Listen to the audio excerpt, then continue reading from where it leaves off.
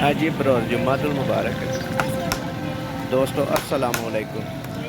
मैं मोहम्मद शबीर और मेरा यूट्यूब चैनल और फेसबुक पे मोहम्मद शबीर के नाम तो आईडी है। तो असी जो फलाई तंदूर का शुरू किया हुआ है। 10 रुपए की रोटी दे रहे हैं लोगों को। देखो भाण कोई नहीं, देखो जी माशाल्लाह जी। इस वक्त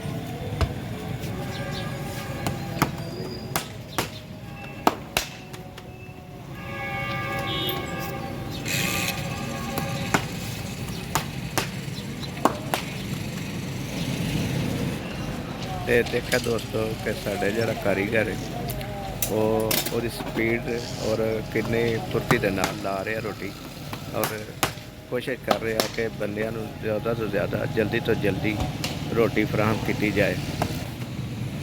कल तक लिए इजाज़त दो। अल्लाह ताला साडा ते तुहाडा हामी नासर होवे।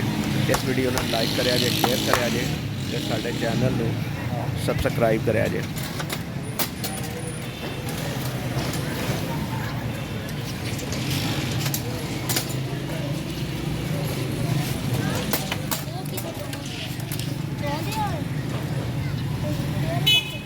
साफ